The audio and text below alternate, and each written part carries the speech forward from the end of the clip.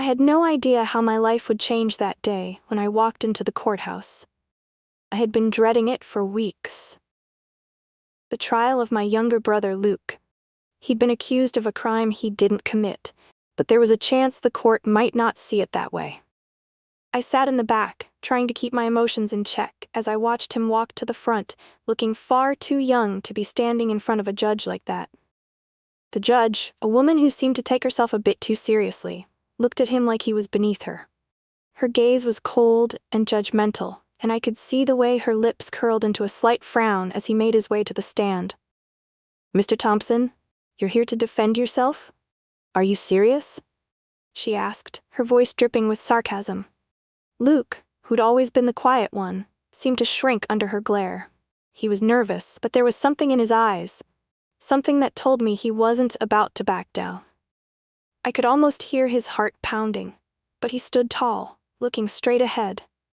I could feel the tension building in my chest, my hands shaking as I gripped the sides of the bench.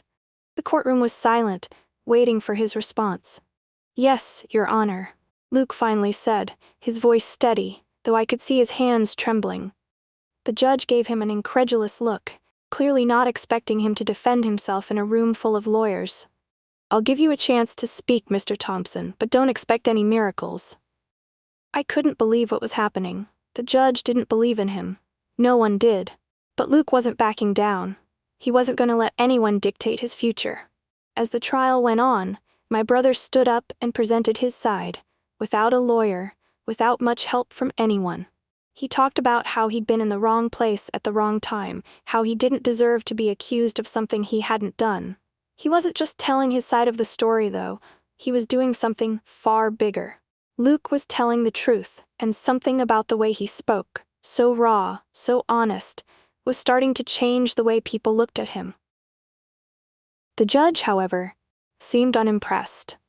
She barely looked up from her papers, shaking her head occasionally as Luke explained things, almost like she was waiting for him to mess up. The prosecutor, on the other hand, was doing everything they could to tear him apart. They accused him of lying, of trying to manipulate the court, and every word felt like a punch to my stomach. I could see Luke's frustration building, but he didn't falter. He just kept speaking, holding on to his conviction, telling everyone what had really happened that night. There was a moment when I thought maybe it was hopeless. The judge's eyes were narrow, and she didn't look like she believed a word Luke was saying. She looked like she was already convinced of his guilt. But then, something strange happened. Luke mentioned one detail that caught the judge's attention. It was something small, something the prosecutor hadn't even considered, an overlooked piece of evidence that could completely change everything. It was as if the room shifted for a moment. Even the judge paused, her eyes narrowing as she looked down at her papers, thinking. I felt my heart skip a beat. Could it be? Could this be the turning point? The next day, the judge called for a recess, and the tension in the room was suffocating. The courtroom emptied, and I stayed behind with Luke, sitting by his side as he quietly stared at the ground. I could feel the weight of the world pressing down on him. "Do you think she'll believe us?" I asked, my voice barely above a whisper. Luke didn't answer at first. He just stared ahead, but I could see the wheels turning in his head. He was thinking hard, and his thoughts were far away. "I don't know," he said finally, his voice tinged with uncertainty. "But I'm not going to just give up." We were interrupted by the sound of footsteps, and the prosecutor came rushing in. They looked confident, like they had already won, but their smile faltered when they saw us. "Don't get too comfortable," the prosecutor sneered. "You're not going to get away with this." Luke stood up, his posture straighter than before. He was no longer the scared kid who had walked into the courtroom. There was fire in his eyes now, and I could see how much this fight meant to him. Then, it was time for the final verdict. Everyone filed back into the courtroom, and the judge sat down, her eyes focused on Luke. She cleared her throat. "Mr. Thompson," she began, her voice cold, "I still don't understand why you decided to represent yourself. But I can't ignore the facts you've presented. The evidence, while minimal, is enough to cast doubt on the accusations against you." My heart pounded in my chest. Was she saying? Did she believe him? The judge paused, and for a moment, everything felt like it was hanging in the balance. Then she looked at Luke, and there was something different in her eyes, something I hadn't seen before. "I find you not guilty," she said. Her voice final. The room erupted in shock. I couldn't believe it. Luke had won. My brother had done it. As I walked out of the courthouse, I couldn't stop shaking. It felt unreal. It was like I was still stuck in a dream, still trying to process the fact that Luke had just won the case. The judge, who had seemed so unapproachable, so determined to criticize him, had actually ruled in his favor. Luke was silent beside me, walking a few steps ahead, his face unreadable. I wanted to say something, but I didn't know what. All I could feel was relief and admiration. I had never been prouder of him in my life. Then, as we reached the steps outside, I heard a voice behind me. It was the prosecutor, looking flustered, almost defeated. "You got lucky, Thompson," they spat. "But this isn't over." Luke turned to face them, his expression calm, but there was something about the way he stood there that made the prosecutor hesitate. Luke had already won. And no matter how many times they tried to undermine him, they couldn't take that away. "I didn't get lucky," Luke said, his voice steady. "I just told the truth. And that's all anyone needs to do." And with that, we walked away, leaving the courthouse behind us. The weight of the world was gone, and I couldn't help but think that Luke had just shown everyone that even when the world is against you, the truth has the power to change everything. A few weeks passed after the trial, and life seemed to settle back into its routine. But Luke's name wasn't just forgotten. People started talking about him, about how he had defended himself in court, how he had stood up when everyone thought he'd fail.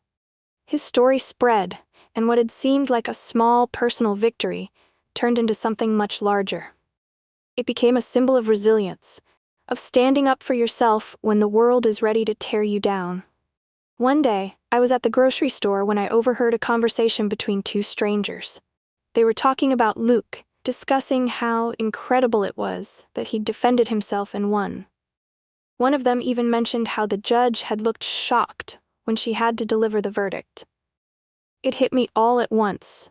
The realization that Luke's story had stopped being just about our little family and had become something much bigger. It was more than just a courtroom victory now. The way people spoke about him, the way they looked at him, it was clear that his fight had touched something deep inside of them. It wasn't just the fact that he'd won. It was how he had done it. How he had stood up, alone when everyone expected him to fail. His story wasn't just his own anymore. It belonged to anyone who had ever been told they couldn't, to anyone who had been overlooked, dismissed, or made to feel small. Somehow, in his fight for freedom, Luke had become a symbol of strength, and I could see how that weighed on him. One evening, I found him in the kitchen, sitting at the table with his phone in front of him. His eyes were glued to the screen, but there was no sign of the usual ease I'd seen in him before. His brow was furrowed, the kind of look he got when he was deep in thought, trying to untangle a problem that didn't have an easy solution. There was an intensity to him, like the weight of everything that had happened was finally catching up. I sat down next to him, not saying anything at first, just waiting for him to acknowledge me. "Are you okay?" I asked softly, reaching out to touch his shoulder. The quiet in the room felt heavy, like everything was hanging in the balance. Luke glanced over at me, his eyes dark, and for a moment, I could see a storm of emotions swirling inside him. There was pride, yes, but also something I hadn't expected. Uncertainty. He was the same Luke I'd always known, but there was something different now. He wasn't sure how to handle the attention that was now on him. He had fought for his freedom, but now he was facing a world that saw him differently, that saw him as more than just a quiet kid from the neighborhood. "I didn't ask for any of this," he said quietly, his voice almost lost in the weight of his words. "I just wanted it to be over. I didn't think anyone would care." I could see the conflict in him, the part of him that longed for peace, for things to just go back to normal. But the world wasn't going to let him do that. He had become a symbol, whether he wanted to or not. His victory in the courtroom, his strength to stand alone when no one believed in him, had changed everything. But the attention, those eyes on him, those people who now saw him as something more than just the kid accused of a crime, was something he didn't know how to process. I smiled softly, a quiet reassurance, and I reached out to squeeze his shoulder gently. It wasn't much, but it was my way of telling him that I understood. Sometimes, the things that change us are the things we never expect, I said. My voice was calm, steady, something to balance out the chaos I could feel in him. I meant it too. Because Luke wasn't just the boy who stood up in court. He was the person who had learned to stand up for himself, to believe that he was worthy of being heard, even when the world didn't want to listen. Luke looked at me for a long moment, his eyes softening just a little. He didn't say anything right away, but I could see something shift in him. Just a flicker of understanding. He didn't have to have all the answers right now. None of us did. But he had already done something incredible, something that had changed him in ways he might never fully understand. And maybe, just maybe, that was enough for now. Luke nodded slowly, the weight of everything still sitting heavy on his shoulders. I could see the deep lines of exhaustion etched on his face. But there was something else there too, something that told me he was still trying to piece everything together, trying to make sense of what had just happened. His fingers tightened around the coffee mug in his hands, the warmth from it doing little to ease the coldness that seemed to cling to him. He didn't speak for a long time. He didn't have to. I knew him well enough to see that his mind was racing, replaying every moment of the trial, every word the judge had spoken, the way people had looked at him when he stood up to defend himself. He had fought harder than anyone could have imagined, and even now, I could see the remnants of that fight lingering in his eyes. But despite all of that, I knew Luke. He wasn't the kind of person who would ever be completely sure of what he'd just done. I didn't think he would ever fully realize the impact of his actions. What he had done wasn't just win a case. He'd stood against a system that was designed to crush him, fought for his freedom when the odds were stacked against him. He had faced ridicule, disbelief, and the cold judgment of everyone around him, and yet he had still chosen to speak the truth. That kind of bravery, his willingness to stand up for himself, no matter the cost, was something rare. As I sat there next to him, I couldn't help but feel a deep sense of admiration for my little brother. Maybe he didn't see it, but I did. He had grown in ways that went beyond the legal battle. The Luke I knew before the trial was quieter, more unsure of himself, always second-guessing his every decision. But the Luke sitting beside me now had a quiet confidence that hadn't been there before. He had found his voice, not through anyone's help, but through his own conviction, his own truth. And that made him stronger than I'd ever seen him. In that moment, I realized something that hit me harder than any of the courtroom drama had. The real victory wasn't in the courtroom. It wasn't in the judge's final verdict, or the prosecutor's defeat. It was in the way Luke had changed. In the way he had learned to trust himself, to believe that he deserved to be heard, to stand up even when the whole world was telling him he couldn't win. That was the kind of victory that couldn't be measured by a piece of paper or a legal ruling. It was measured by the courage to hold your ground when no one else would. The truth was, I'd learned something powerful through this whole ordeal too. I'd learned that sometimes the most important thing you can do in life is simply stand up for yourself, even when you feel like you're standing alone. Sometimes that's all it takes to change the direction of your life. To prove to the world and to yourself that you're worthy of being seen, of being heard. And when I looked over at Luke, the way he sat there, so much more at peace than he had been just days before, I realized that his fight wasn't just for his freedom, it was for his future, for the person he was becoming. And that was the real story. That was the lesson I would carry with me from now on, that sometimes the hardest battles, the ones fought within yourself, are the ones that shape you the most. Hey there, thanks so much for watching. I really hope you enjoyed the story and felt as connected to it as I did. If you did, don't forget to give it a like and leave a comment. I'd love to hear your thoughts.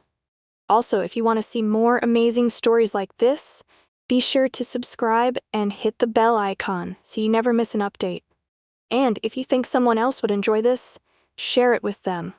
Your support means the world to me. Thanks again, and see you next time.